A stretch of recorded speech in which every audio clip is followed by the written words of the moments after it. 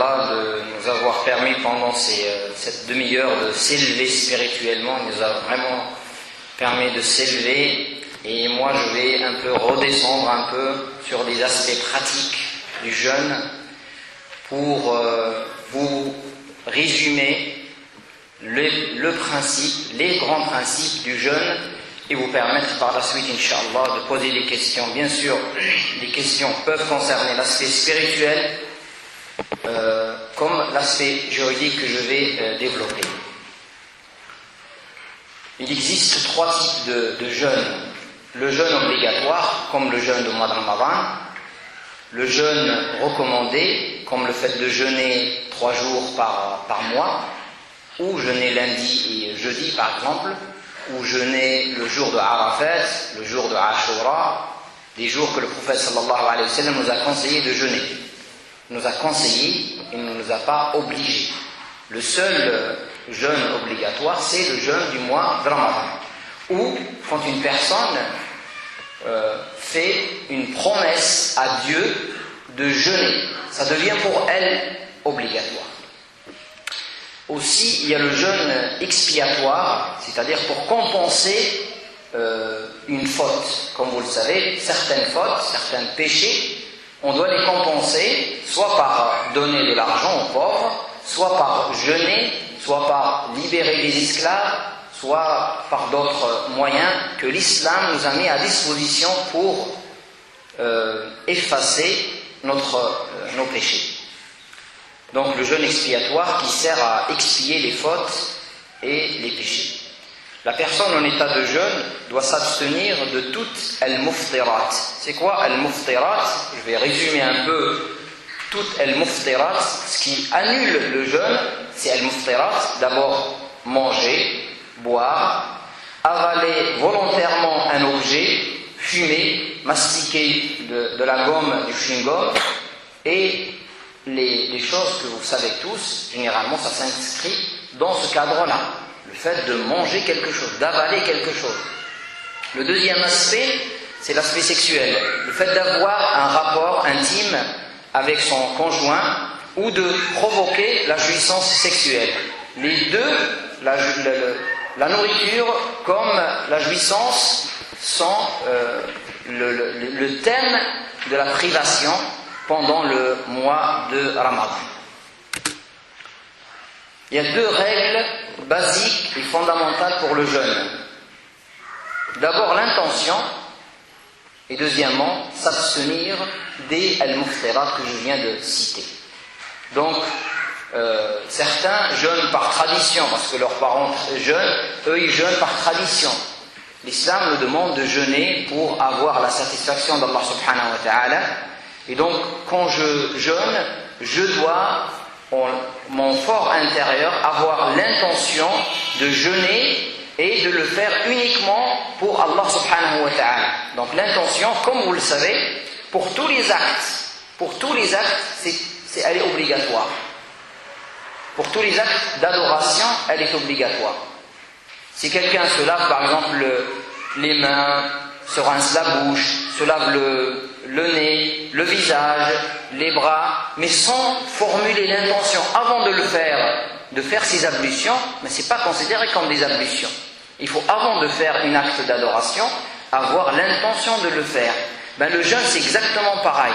Imaginez que quelqu'un n'a pas eu l'intention de jeûner pendant le mois de Ramadan, un jeûne obligatoire, et qui se réveille à 9h du matin et il se dit maintenant aujourd'hui je vais jeûner. Non, c'est pas accepté. Il faut formuler l'intention du jeûne avant l'aube, avant al-imsak, l'heure de l'arrêt du jeûne. Donc cette intention, elle est obligatoire. On peut la formuler pour tout le mois de Ramadan, la première nuit. La première nuit de Ramadan, on a jeûné le vendredi, ce vendredi dernier. Donc, jeudi soir, vous avez été averti que le vendredi, c'est le mois de Ramadan.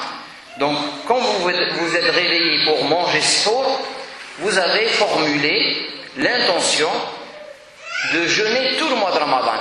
Et il n'est pas nécessaire de le prononcer, de dire « je veux jeûner le mois de Ramadan ». de cette année 1433. Non, c'est pas obligatoire de le formuler. L'intention se passe uniquement dans le cœur. Dans mon cœur, j'ai l'intention de jeûner tout le mois de Ramadan. C'est autorisé.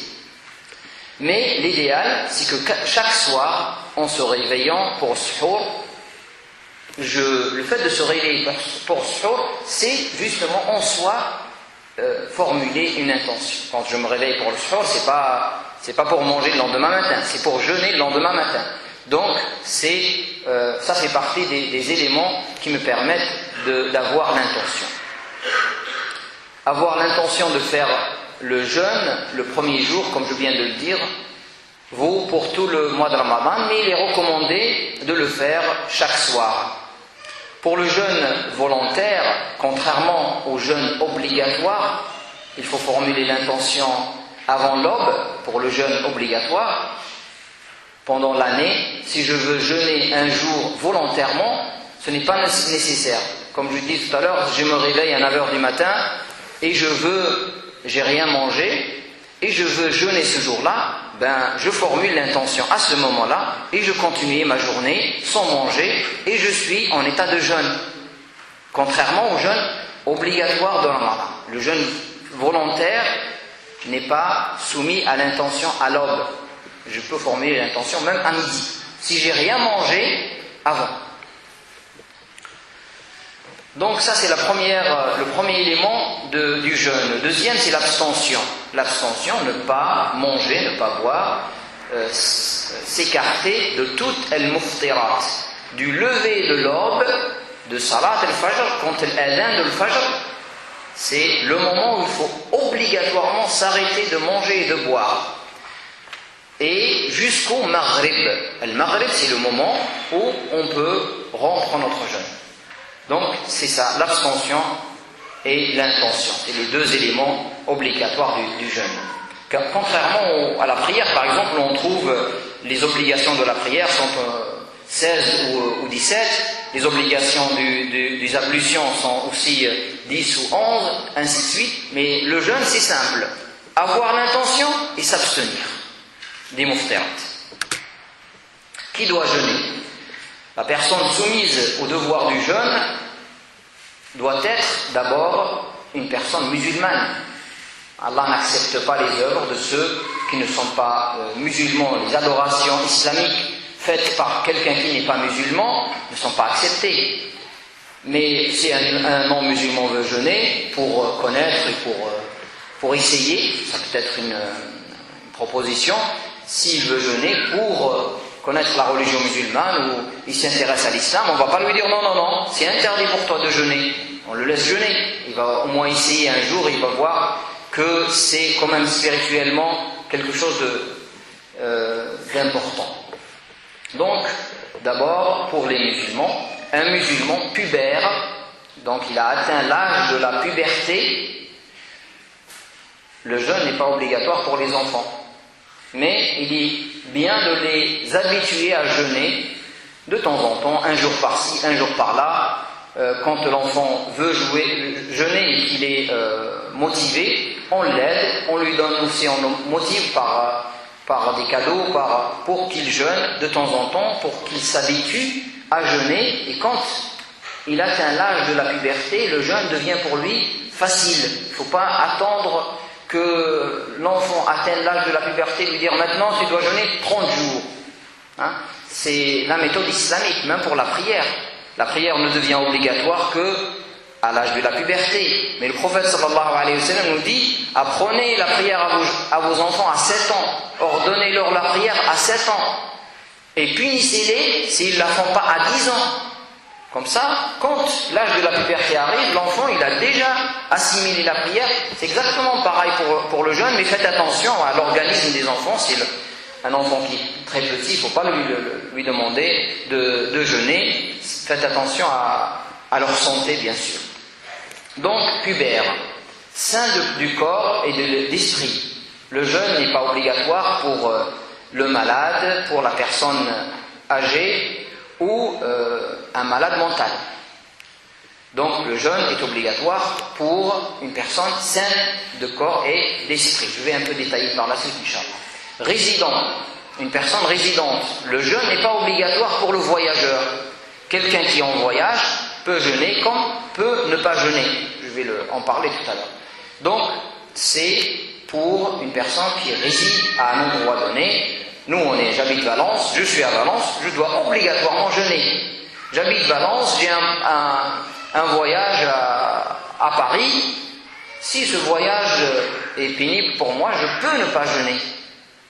C'est le Coran qui nous le dit. Pendant le voyage, j'ai la possibilité de ne pas jeûner. Je vais détailler ça, Inch'Allah. Aussi, la femme ne doit pas être en période de menstrue, ni de retour de couche, après la naissance de son bébé, après l'accouchement. Le jeûne est proscrit dans ce cas-là. La femme ne doit pas jeûner. Quand elle est pendant cette période-là, elle ne doit pas jeûner. Elle doit rattraper bien sûr ses jours par la suite. La prière, on ne la rattrape pas. La prière pendant cette période est interdite aussi. La prière n'est pas à rattraper, mais le jeûne doit être rattrapé. D'accord ? Il y a une sagesse divine certainement derrière ça. La personne qui ne jeûne pas ne doit pas rompre le jeûne publiquement, mais discrètement, en privé. Imaginez que je suis un voyageur et que je mange devant tout le monde. Moi, musulman, avec une apparence musulmane, et je mange devant tout le monde. Les gens ne sont pas censés savoir que je suis en voyage, ou que la femme a ses règles. Donc il vaut mieux que ça soit d'une manière discrète, pour ne pas ainsi, parce qu'après on fait pas la différence entre celui qui ne jeûne pas parce qu'il fait partie de ces catégories-là, il a le droit de ne pas jeûner, et l'autre qui transgresse cette obligation. Donc il ne faut pas le faire publiquement, même si on a le droit de ne pas jeûner, il ne faut pas le faire publiquement, il faut le faire en privé. Le jeûne des enfants. La puberté, pour les garçons, c'est avec l'apparition des poils sur le visage, autour du pénis, ou en moyenne à l'âge de 14 ans. À l'âge de 14 ans, il y a une transformation physique qui font que l'enfant devient pubère, adulte. D'accord ? Et il doit obligatoirement, à partir de cet âge-là, jeûner.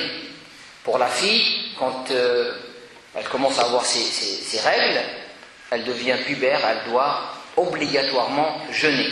Sinon, pour les filles, généralement, c'est plus précoce que les garçons. À 12 ans, peut-être, en moyenne, la fille devient pubère et elle doit jeûner. Sinon, à 15 ans, les savants disent que c'est à 15 ans, normalement, même s'il n'y a pas de signe, à 15 ans qu'on doit commencer à jeûner. Certains savants disent jusqu'à 18 ans, mais généralement, à 15 ans, on doit commencer à jeûner, même si les signes que je viens de citer ne sont pas apparus chez un garçon ou une fille. Si, bien sûr, que cet enfant soit en bonne santé. Quand il est malade, il rentre dans une autre catégorie des malades. Il est préférable d'inciter les enfants à jeûner dès l'âge de 10 ans ou même parfois avant. Il y a deux types de maladies. Il y a des maladies passagères, il y a des maladies incurables, permanentes. Donc l'islam ne traite pas les choses de la même manière. Pour les maladies passagères qui permettent à la personne de rompre son jeûne, celles dont la gravité ne donne pas la possibilité au malade de supporter le jeûne, il ne peut pas supporter, il est malade, il a mal à la gorge par exemple, et il ne peut pas supporter ce mal, il est obligé de prendre des médicaments, donc il rentre dans cette catégorie. La gravité ne lui donne pas la possibilité de jeûner. Celle qui s'aggrave lorsque le malade jeûne. Il a une maladie que si il jeûne, elle va s'aggraver. Donc l'islam nous demande de prendre soin de nos corps. Le corps est un dépôt. Et même pour faire une obligation, pour accomplir une obligation, je dois respecter ce dépôt-là. Et en cas de maladie qui aggrave une maladie, je ne dois pas jeûner. Je dois prendre soin de mon corps. Et celle qui, lorsque on jeûne, elle peut retarder la guérison. C'est prévu que si je prends mes médicaments pendant 7 jours, bien, normalement, Inch'Allah, je suis guéri par l'aide d'Allah dans 7 jours. Le médecin me dit, normalement, avec les antibiotiques, tu peux, dans 7 jours, c'est bon. Mais si je ne les prends pas, la maladie va durer 1 mois ou 2 mois, ben, j'ai la possibilité de ne pas jeûner, de prendre mes médicaments pour ne pas retarder la guérison d'une maladie passagère. Ceci ne concerne pas, bien sûr, la maladie sans gravité qui n'engendre aucune gêne légère peut-être. Une petite gêne, j'ai mal à la tête, je ne me sens pas très très bien, c'est pas une raison pour rompre son jeûne. Attention, parce qu'il s'agit d'une adoration. Et nous sommes responsables devant Dieu de nos adorations, et nous nous connaissons nous-mêmes aussi, nos capacités, jusqu'à où je peux aller.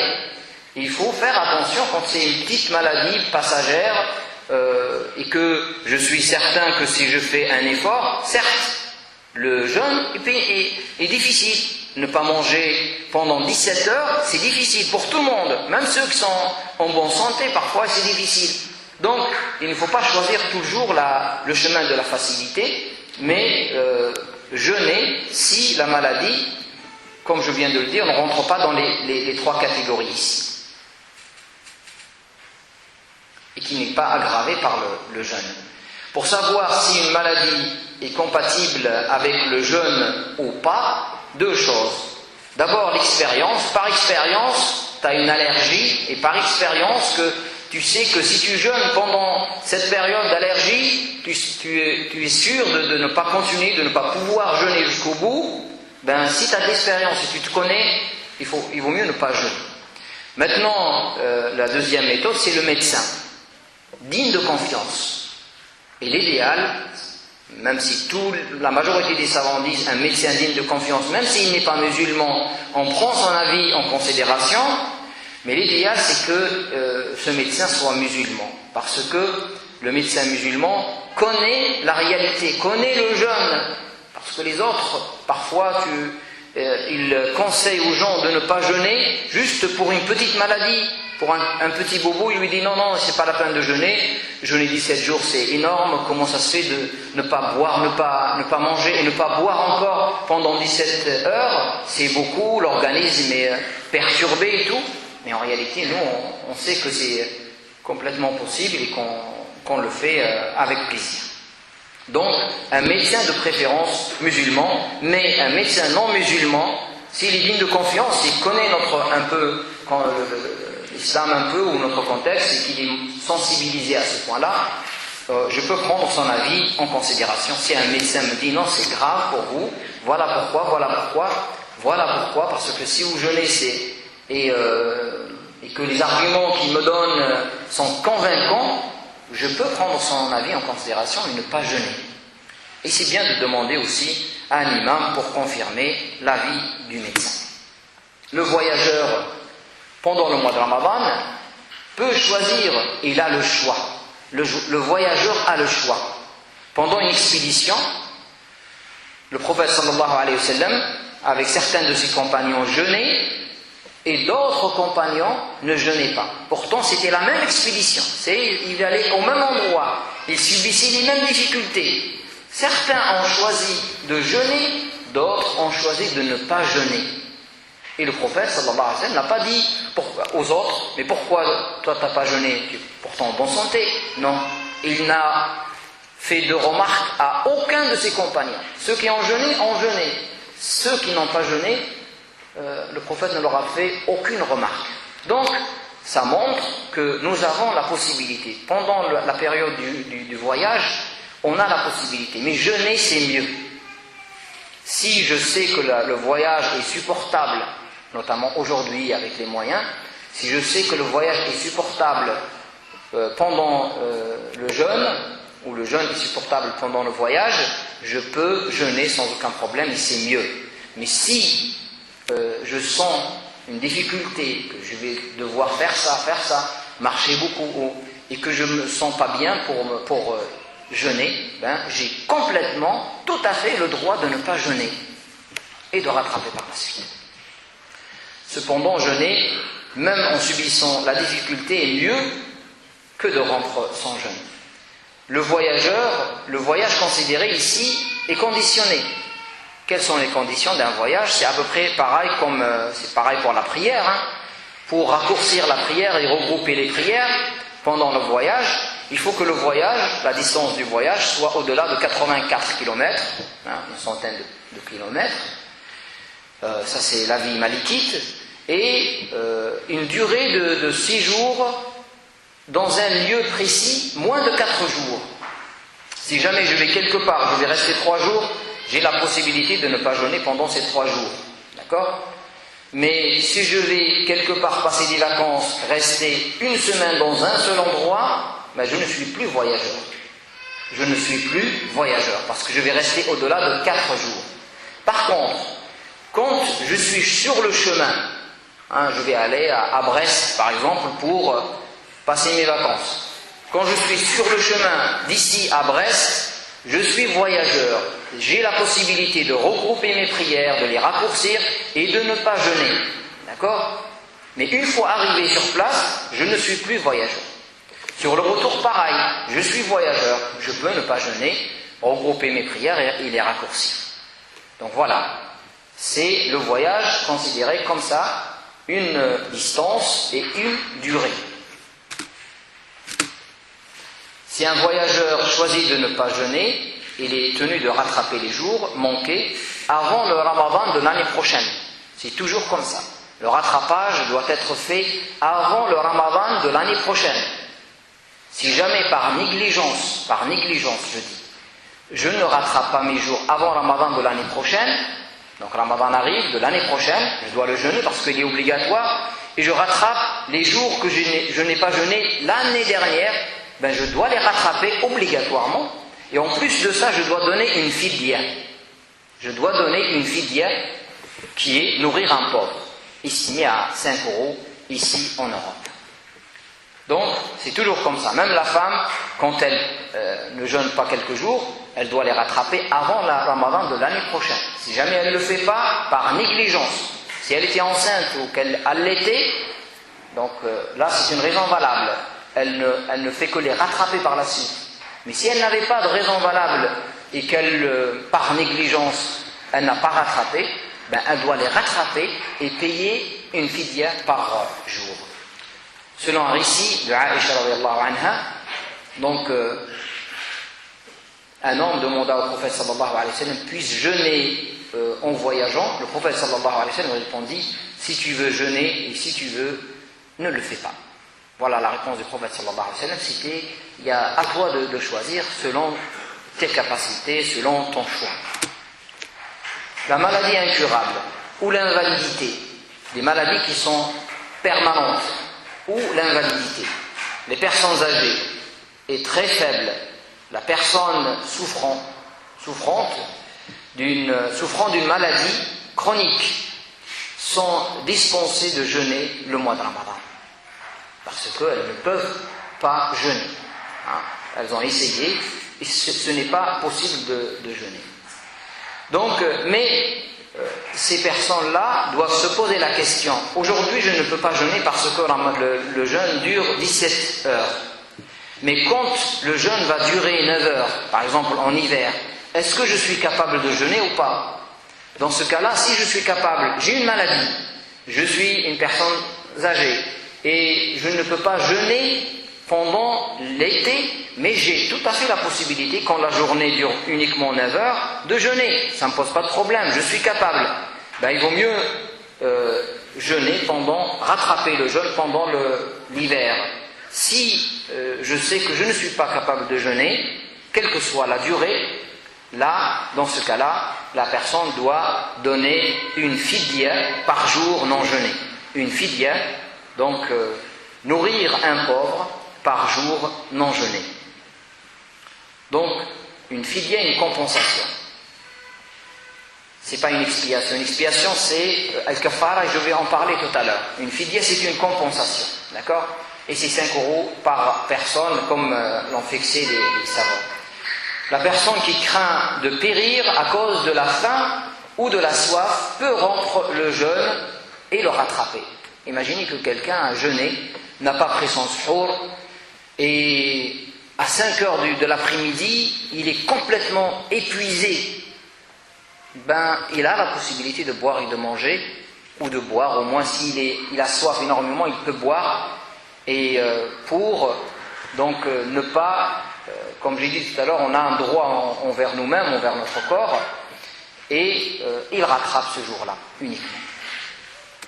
Et c'est valable aussi pour les personnes qui travaillent, qui ont un travail très très pénible. Il ne faut pas qu'ils partent de chez eux sans jeûner. Il faut qu'ils jeûnent. Ils jeûnent, ils commencent leur travail, et à un moment donné, ils vont se sentir très très mal parce que le travail est pénible. Là, ils ont la possibilité de rompre leur jeûne. Ils n'ont pas dès le début, avant même de sortir de chez soi, c'est bon, moi j'ai un travail pénible, je ne jeûne pas, donc non, c'est à chaque fois, il essaye, peut-être ce jour-là il va essayer, et il va arriver à le faire. Voilà ce que les savants disent. Donc, la femme en période menstruelle ou de retour de couche, elles doivent manger et boire. Donc, elles n'ont pas le droit de jeûner, parce que le jeûne n'est pas accepté. Même si elles jeûnent, leur jeûne ne compte pas. Les jours manqués doivent être rattrapés avant Ramadan de l'année prochaine, comme je viens de l'expliquer. La femme qui constate l'écoulement sanguin des menstrues pendant la journée, son jeûne est annulé. Même si elle le constate 5 minutes avant le Maghrib, le jeûne est annulé et ce jour-là doit être rattrapé par la suite. Les femmes en période, donc c'est toujours, si l'écoulement sanguin s'arrête en journée, la femme doit se purifier bien sûr et faire sa prière, parce que la prière redevient obligatoire, et il est uniquement recommandé pour elle de s'abstenir de manger et de boire. Il est recommandé. Elle peut continuer à manger et à boire, parce qu'elle a déjà mangé, elle a déjà pas l'intention de jeûner. Elle avait ses règles juste avant. Imaginez que c'était à 15 heures par exemple. Donc, à 15 heures, elle se purifie, elle commence à faire sa prière, et il est préférable pour elle de s'abstenir de manger et de boire jusqu'au Maghrib. Mais elle peut ne pas Par respect pour le jeûne. Par respect pour le jeûne et pour le mois de Ramadan. Il y a une situation particulière qu'on appelle l'istihaba. C'est pas le hayd. Le hayd, c'est les menstrues. C'est le sang qui coule normalement. C'est naturel chez la femme. D'accord ? L'istihaba, c'est pas naturel. C'est dû à une maladie. Quand le sang coule sans raison valable. D'accord ? Ou pour une maladie. Donc l'istihaba. Le jeûne n'est pas annulé si la femme constate un écoulement sanguin provenant d'une métrorragie dont souffre une femme. Cet écoulement sanguin est un dérèglement qui ne prive pas la femme de jeûner, d'accomplir la prière et aussi d'avoir des relations intimes avec son mari. Ceci se justifie par le fait que cette maladie est une hémorragie incontrôlée et continue qui ressemble en fait à des... comme si on saignait du nez par exemple, c'est pareil. Donc c'est une maladie, il ne faut pas la prendre en considération, mais la femme elle sait quand c'est les règles, le sang du règle est différent, catégoriquement différent de sang de l'istihaba qui lui est rouge, contrairement au sang des menstrues qui est pollué. Donc le jeûne de la femme qui est enceinte ou qui allaite. La femme enceinte et la femme allaitant, un nourrisson, sont dispensés du jeûne du mois de Ramadan s'il y a la crainte, soit pour elles-mêmes, soit pour leur nourrisson ou leur bébé, d'accord, ou leur fœtus. Donc s'il y a la crainte, si la femme n'est pas sûre ou s'il y a une crainte vraiment, ou elle est malade, ou elle peut ne pas jeûner. Mais comme j'ai dit tout à l'heure, il ne faut pas tout de suite choisir la facilité. Il faut peut-être essayer un jour et se dire, peut-être que je suis capable de jeûner. Il y a des femmes qui jeûnent même à 6 mois, 7 mois, à 8 mois, et ça ne leur pose aucun problème. Il y a des femmes, à 3 mois, elle ne peut plus jeûner. Donc, tout dépend de l'état de santé de la personne, mais sachez que l'islam donne cette dérogation pour la femme qui enceintes ou qui allaitent de ne pas jeûner. Donc elles doivent rattraper, bien sûr, ces jours-là, mais sans payer la fidya. Donc elles doivent rattraper, mais elles ne payent pas de fidya. Il y a un cas particulier que les savants ont cité, c'est la femme qui enfante chaque année. D'accord? Elle a par exemple 3 grossesses de suite.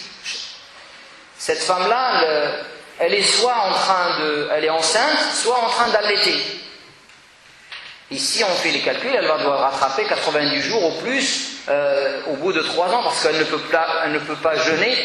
Et dans ce cas-là, les savants disent, pour ce cas-là, cette femme donne une fidya au lieu de jeûner. Elle ne rattrape pas le jeûne par un jeûne, mais elle le rattrape en donnant une fidya. Une fidya, comme j'ai expliqué, c'est la nourriture d'un pauvre, c'est 5 € par jour. C'est 150 € pour le mois de Ramadan, s'il fait 30 jours.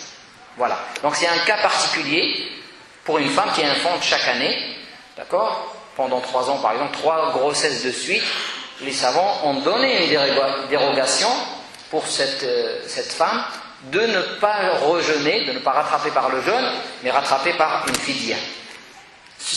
Des choses qui n'invalident pas le jeûne.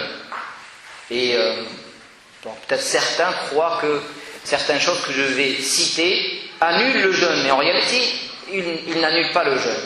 Se rincer la bouche, on le fait pendant nos ablutions, bien sûr, et aspirer l'eau par le nez, ça annule pas les ablutions, mais il faut le faire contrairement aux jours habituels. Maintenant, par exemple, quand on fait nos ablutions en dehors de Ramadan, on essaye de bien nettoyer le nez, de bien aspirer. Pendant Ramadan, il ne faut pas trop aspirer, d'accord? Il faut aspirer le minimum, d'accord?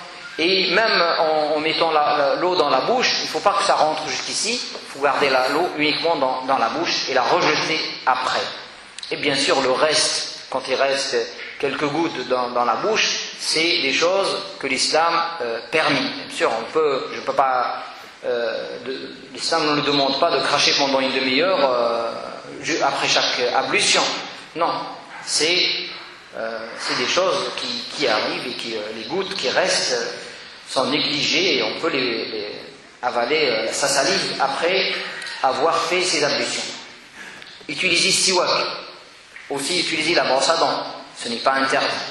Certains savants ils disent que sans mettre du dentifrice, si c'est pendant la journée, mais si c'est à l'heure de suhour, bien sûr on peut utiliser la dentifrice, mais si c'est pendant la journée, il vaut mieux éviter de mettre du produit, parce que le produit reste longtemps, l'odeur reste longtemps dans la bouche, mais ce n'est pas interdit, on peut, si on est sûr que rien ne passe, on peut utiliser siwak et la brosse à dents. Mettre du khul pour les hommes et pour les femmes, d'accord? Ou mettre des gouttes dans les yeux, ça n'annule pas le jeûne, contrairement à ce qu'on peut croire. Certaines écoles juridiques sont assez strictes, mais ici, notre objectif aussi c'est de choisir les avis qui sont les plus souples et les plus adaptés à notre contexte. Aussi utiliser des pommades, mettre des pommades sur le corps, ça n'annule pas le jeûne, d'accord? Aussi se maquiller n'annule pas le jeûne. Je ne parle pas du maquillage, est-ce qu'il est autorisé ou pas autorisé, tout ça c'est une autre question. Mais le maquillage en soi n'annule pas le jeûne. D'accord? Si une femme chez elle veut se maquiller, ben ça n'annule pas son jeûne. D'accord? Si comme mettre de la pommade, c'est comme mettre du khul, ça n'annule pas le jeûne. D'accord? Sentir les bonnes odeurs et mettre du parfum n'annule pas le jeûne. Subir des injections non nutritives. Les injections non nutritives n'annulent pas le jeûne. Contrairement, bien sûr, on l'aura compris, que les injections nutritives annulent le jeûne. Parce qu'on peut ne pas manger quand on fait ces injections-là. Introduire un outil médical ou une sonde dans le corps par les orifices ou pour des raisons médicales ou dans les veines, parfois on introduit des caméras dans les veines, ça n'annule pas le jeûne non plus. Faire une prise de sang, mais il est préférable parce que ça affaiblit. Quand on a pris une prise de sang, ça affaiblit la personne et il est préférable de la laisser après le Ramadan. Mais si on le fait, cela n'annule pas le jeûne. Et si je ne me sens pas bien, après une prise de sang nécessaire, je peux rompre mon jeûne. Verser de l'eau fraîche sur le corps ou plonger dans un bassin d'eau n'annule pas le jeûne, à condition de faire attention, de ne pas boire bien sûr. Commencer son jeûne en état d'impureté rituelle, en état de janaba. Donc, en état de janaba, quand on est en état de janaba, janaba c'est impureté rituelle. Comme par exemple, après un rapport avec sa femme, on devient en état de janaba. Donc, le musulman doit obligatoirement prendre sa douche pour pouvoir prier. D'accord ? Il ne peut pas commencer la prière s'il n'a pas pris sa douche. Mais, il peut commencer le jeûne sans avoir pris sa douche. C'est-à-dire que si Al-Fajr, il est par exemple à 4h47, d'accord ? Et que je suis en état de janaba, je me suis réveillé à 4h pour manger, et j'ai pris ma douche à 4h50. Mais c'est pas grave, je peux commencer le jeûne en état de janaba, c'est contrairement à la prière. Perdre la pureté rituelle en dormant pendant la journée du jeûne, suite à un rêve par exemple, un ihtilam.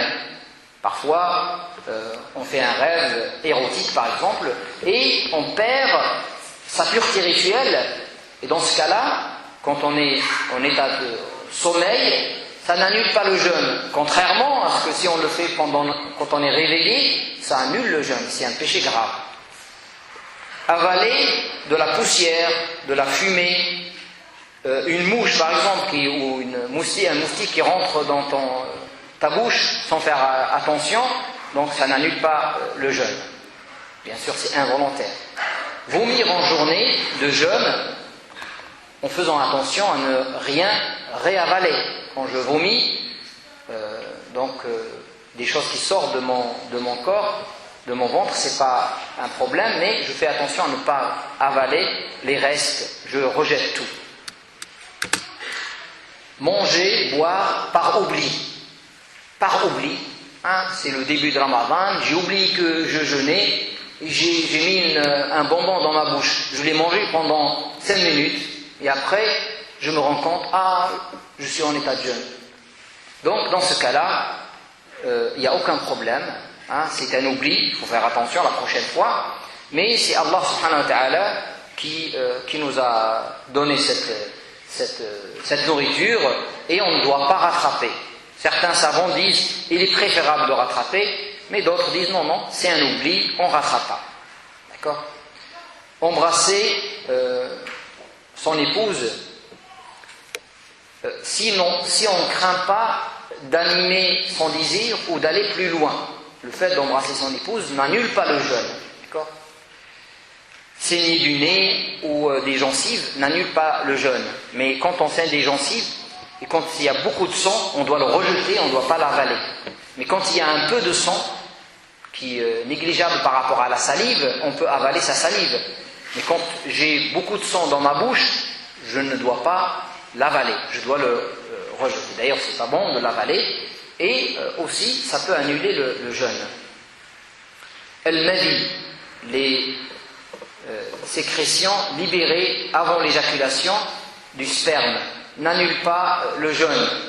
Et c'est généralement, ça vient quand on a des réflexions érotiques, et donc, n'annule pas le jeûne, mais c'est un péché en soi pendant l'état de jeûne, de penser à des choses comme ça, et le musulman doit s'interdire de regarder des choses qui provoquent son désir, ou de penser à des choses qui provoquent son désir, et qui font qu'il fait du madi. Donc le madi, c'est un liquide transparent qui sort de l'être humain. Acte qui invalide le jeûne et qui nécessite le rattrapage sont al-kaffara. Al-kaffara, je vais vous en parler tout à l'heure.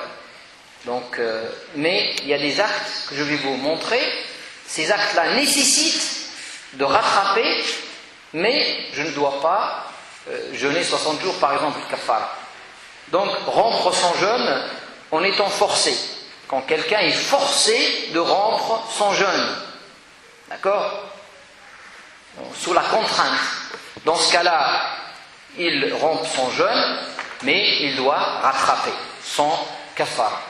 Rompre son jeûne en croyant que l'heure de l'Fajr n'est pas encore arrivée. Je me réveille le matin, je me dis c'est bon, c'est l'heure où j'ai ma montre qui est déréglée, et je regarde la montre, j'ai encore le temps. Et après, quand je regarde ou j'ouvre les fenêtres, je me rends compte, il est en réalité 5 heures et j'ai mangé à 5 heures. Donc dans ce cas-là, je dois rattraper ce jour-là. D'accord? Mais je ne l'ai pas fait exprès, je n'ai pas de kafara. D'accord? Et pareil, si je rompe mon jeûne avant l'heure de Maghrib. D'accord? En croyant que les nuages, j'ai pas fait attention, je ne vois pas le soleil, ou j'ai pas fait attention à ma montre, j'ai mangé avant l'heure. Si je mange avant l'heure, je dois rattraper ce jour-là. Être en période de menstru ou après un accouchement. Donc là, je ne jeûne pas, bien sûr, et je rattrape. Avoir l'intention de manger sans le faire. Si quelqu'un, il veut annuler son jeûne, il veut aller boire ou manger, mais le fait d'avoir cette intention de le faire, ça annule le jeûne. Le fait d'avoir parce que l'intention première qu'on a formulée le soir, c'est pour le faire. Ben quand j'ai une intention de le faire, mais j'ai rien trouvé, j'ai pas trouvé d'eau, j'ai pas trouvé de nourriture, j'ai pas pu l'annuler matériellement, mais je l'ai annulé en quelque sorte dans mon cœur, ben le jeûne est annulé, je dois le rattraper. Je dois rattraper un jour. Et renier l'islam comme foi et comme religion, et donc de l'apostat, le fait de renier sa religion et d'avoir un moment de doute de sa religion et de dire non, c'est l'islam. Et l'islam, c'est pas la religion de la vérité, je vais devenir autre chose, par exemple, ça arrive jamais, mais voilà. Dans ce cas-là, le jeûne, systématiquement, il est rompu. Et je dois rattraper ce jour-là, bien sûr. Il y a des jeûnes, des actes qui invalident le jeûne et qui nécessitent un rattrapage, mais aussi une kafara. Un rattrapage, c'est-à-dire je dois rattraper le jour que je n'ai pas jeûné, mais je dois faire une kafara. Donc, déjà, pour vous dire d'abord que le fait d'annuler volontairement un jour de jeûne, c'est un péché énorme. Le fait de manger volontairement, d'avoir un rapport volontairement avec sa femme, ça c'est un péché lors du jeûne, et même en dehors du jeûne bien sûr, c'est un péché énorme. Et que le prophète sallallahu alayhi wa sallam nous dit, celui qui annule le jeûne d'un jour de Ramadan, Allah n'accepte pas de lui, même s'il jeûnait toute sa vie. Pour nous montrer l'importance du jeûne. C'est-à-dire qu'il n'arrivera jamais à rattraper ce qu'il a perdu en transgressant un jour de jeûne, un seul jour. Donc attention, c'est pas quelque chose qui est... Je ne suis pas en train de vous dire c'est bon, vous avez qu'à faire ça, ça, ça et c'est bon. Non, c'est un péché énorme. Au-delà des aspects juridiques que je vais vous donner, le fait de rompre un jeûne, c'est un péché énorme. Donc, quelles sont les choses qui annulent le jeûne complètement? Donc, le rapport sexuel direct. D'accord? L'accouplement au cours de la journée du jeûne invalide le jeûne. D'accord? L'initiateur de l'acte, c'est par exemple l'homme qui est à l'initiative, comme son épouse, doivent tous les deux rattraper le jour et jeûner 60 jours par exemple, après. Un imam, l'imam Shafi'i, dit que c'est uniquement l'initiateur qui doit faire le kafara et l'autre doit uniquement rattraper et ne pas faire le kafara. Manger ou boire ou avaler un objet volontairement. Quand je le fais volontairement, j'ai annulé mon jeûne et ça nécessite de rattraper, et pour beaucoup de savants, al-kafara. Vomir volontairement. Involontairement, comme je viens de le dire, il n'y a pas de souci. Mais vomir volontairement annule notre jeûne et nécessite un rattrapage et une kafara. L'éjaculation volontaire, quelle que soit la raison, nécessite pareil. Regardez, il y a une divergence entre les savants concernant les 3 points que je viens de citer là. C'est-à-dire que le hadith du prophète sallallahu alayhi wa sallam qui nous dit qu'il faut le kaffara concernait une histoire où un homme a eu un rapport sexuel avec sa femme et qui est venu voir le prophète sallallahu alayhi wa sallam. Notre frère Abdallah nous a cité ce hadith lors de notre conférence. Et donc, ça concerne uniquement le rapport sexuel avec sa femme. Et le prophète lui a proposé al-kaffara à cet homme-là. Certains savants ont dit, puisque ça concernait uniquement l'acte sexuel, donc c'est uniquement l'acte sexuel qui nécessite le kaffara. Mais d'autres savants, comme l'imam Malik, il dit non, c'est l'interruption du jeûne en soi qui nécessite le kaffara. C'est pour ça que chez l'imam Malik, vous allez trouver que tous ces actes-là nécessitent à la fois un rattrapage et une kaffara. Mais pour les autres savants, uniquement l'acte sexuel nécessite le rattrapage et la kaffara, et ces actes-là nécessitent uniquement le rattrapage. Mais attention, quand je vous dis nécessite le rattrapage, c'est pas pour vous dire que c'est banal, c'est simple. Non, c'est pas simple. Rompre un jour de jeûne, c'est très très très grave. La kaffara, c'est l'expiation, peut-être par ordre de priorité, affranchir un esclave. À l'époque, l'islam a participé à l'affranchissement des esclaves. Et quand je romps un jour de jeûne, la première chose à faire, c'est d'affranchir un esclave, de lui donner sa liberté. Heureusement, aujourd'hui, il n'y a plus d'esclaves. Donc, on peut dire que la première chose aujourd'hui, c'est de jeûner 60 jours successifs. 60 jours. Pour avoir annulé un seul jour, le musulman, pour rattraper, et il ne rattrapera pas, malgré tout, il ne rattrapera pas, mais il doit jeûner 60 jours successifs, c'est-à-dire sans s'arrêter. Sauf si l'Eid, par exemple, il tombe pendant un jour où il est en jeûne, il s'arrête pour l'Eid, il reprend le lendemain, si c'est Eid al-Fitr. Et il reprend dans 3 jours, si c'est Eid al-Adha. Ou si la femme a ses menstrues, elle est en train de rattraper, bien sûr elle s'arrête, mais elle doit recommencer parce que ça doit être successif. Les 60 jours d'affilée. Si on ne peut pas jeûner 60 jours, nourrir 60 pauvres. Si on ne peut pas, c'est pas au choix. C'est pas soit ici, soit là. On ne peut pas jeûner 60 jours, on peut nourrir 60 pauvres. Certains savants ne donnent pas de priorité. Certains savants disent c'est au choix. C'est soit jeûner 2 mois successifs, soit donner des repas à 60 pauvres.